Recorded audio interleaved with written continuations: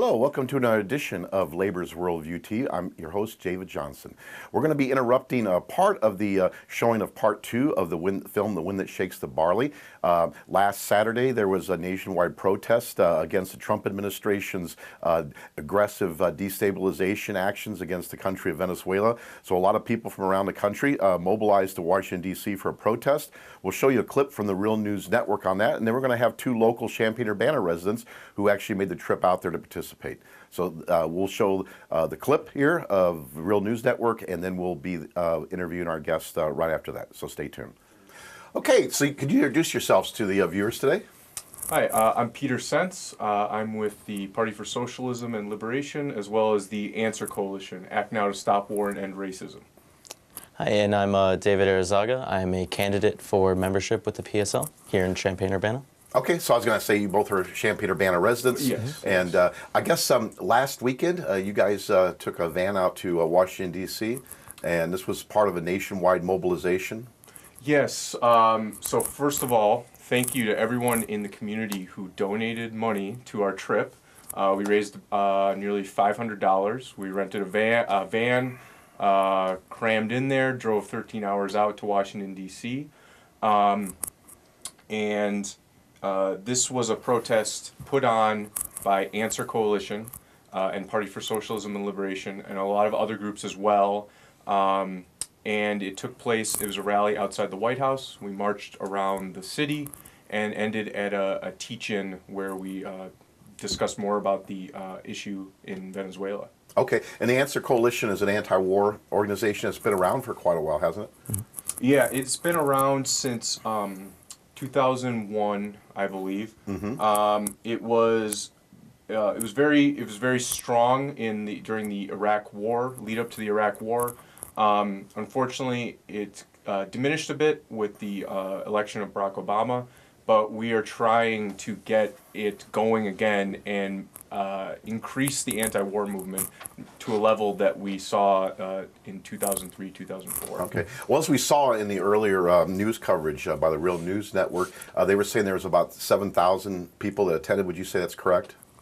David? Yeah, I would say that's pretty correct. It was kind of a bit hard to gauge just because we personally were at the front of the march, so we were kind of moving ahead of it. So like we could see the waves coming behind every time we would turn around. But I mean, I would say that's probably a good estimate of how many people. It's not the largest mobilizations ever in Washington, D.C., but the thing is, your organization was the only one that mobilized for this. Is that correct?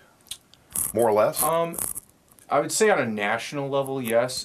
It's I would also shout out to other organizations who were present there. Yes. They might not have mobilized on a national level, but a lot of groups were present there, such as Code Pink, I believe the New African Black Panther Party, the Sisters of the Honduran Diaspora, the December 12th Movement, which is a black human rights organization from NYC, and probably other ones I'm forgetting. Okay. So it was a big. So some people from the East Coast, like D.C., Baltimore, New York City, Philadelphia, definitely came out. yes. Okay, yes, all right. So that's the thing is we haven't seen any anti-war protests in quite some time. I do remember back in 2003, the invasion of Iraq. They were all over the country. Chicago, Lakeshore Drive was shut down for on and off for a couple days, and of course there was a mobilization in New York City where it had, I think there was estimated close to 1 million people. And I'm just glad to see some organization finally take the initiative, because this has gone on way too long. I'm editorializing here, of course, but it's just good to see finally that something's, some people are acting, because, polls have shown the vast majority of the American people don't support these wars and these destabilization aggressions like that's currently going on with Venezuela. So tell me, I guess I was going to ask you what motivated you to go out there. Of course, I know you're part of Answer PSL, but I mean, on a personal level, you must have been motivated to make that 13-hour drive out there. Yes. Do you want to start?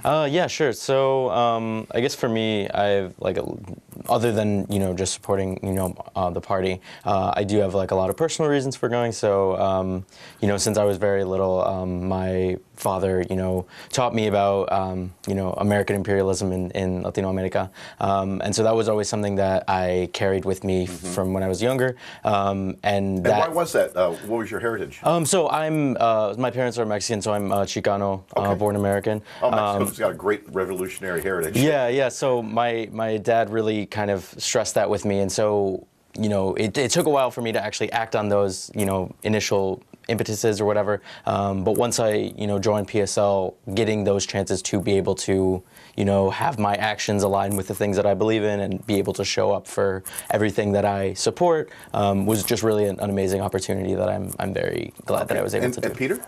Yeah, I would, a couple years ago, 4, 5, 6 years ago, I was a staunch Democrat, and Don't feel bad. Many of us were. Yeah. I was too young to be really involved in the 2003, 2004 Iraq War protests. How old were you at that time? I'm just curious. I was in middle school, so I was probably around 13 And years David?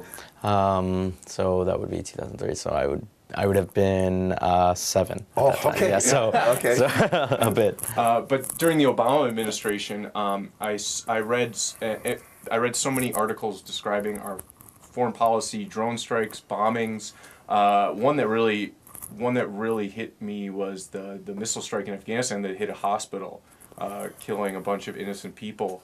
And there was no, although I was a Democrat, I was kind of disgusted with all the other Democrats around me ignoring this and pushing it under the rug because it was their guy. It's better than the Republicans, and I wondered, well, if that's all it takes, if bombing a hospital makes you better than the Republicans, I mean, it's really low bar to set.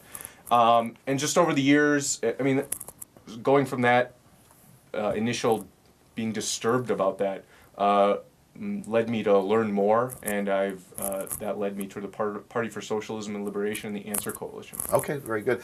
So, what do you recommend people do now? Because it seems like it's not getting any better with the Trump administration's threats about what's going on in, as far as their actions towards Venezuela. I did see Max Blumenthal was one of the speakers I saw on the Real News coverage, and I guess I saw some of his videos when he was down in Venezuela back in, I think it was February, debunking all these lies of the corporate media that people are starving, that there's no food to be had. He's in his grocery store with tons of, meat and dairy products, and it looks like a supermarket here in Champaign-Urbana, and so I was glad that he did that, of course, and I was glad he was one that came to speak at your rally. So with all this propaganda that's going on, I mean, throughout the whole corporate media, and even unfortunately even some of the media that considers themselves liberal or even left, where do you suggest people turn to get information, number one, and two, what do you recommend people do? What would you recommend, in the future for as far as someone wanting to do something more than just get informed? So, one big thing that's coming up that you can do to get informed is that the PSL's own Gloria La Riva is coming to Champaign-Urbana on April 4th. She was in Venezuela, much like Max Blumenthal, and she's going to be talking about her experience there and what she saw on a first-hand level. So that's a Thursday, April 4th, somewhere on campus. We're not quite sure yet, but look out for that. Go on the Party for Socialism and Liberation Champaign-Urbana Facebook page. You'll see an event once we know exactly where it's going to be. Like you said, with Max Blumenthal, seek out more news sources than just the corporate media. Gray Zone Project, Liberation News, Mint Press News. That'll give you, and VenezuelaAnalysis.com. I'll give you a much wider set of perspectives than just the corporate media. Okay. David, you had anything to add to that? Or? Yeah, I would say definitely Venezuela Analysis is a very good tool to keep at your disposal, especially as new things keep coming out and as new lies kind of keep getting spread and propagated in different ways. It's always good to kind of just be able to refer back to that because in the PSL events that we've had here in Champaign to get more information about about what's happening in Venezuela and the attacks that the United States has been, has been gearing up for. That has always been such a really crucial source for me. Other than that, I would say. I'm not sure. I feel like Venezuela Analysis and Laurasia News, kind of these like very central locations where you can kind of just get everything that you need in a very comprehensive way are really powerful tools that we can have. Okay, well, thank you very much for coming on the show, and good luck. And we'll make sure we advertise the April 4th place that Yes. Gloria Rivera will be coming to. So Yeah. thank you very much. Yeah. Thank Thank you. you for having us. Okay. Thanks.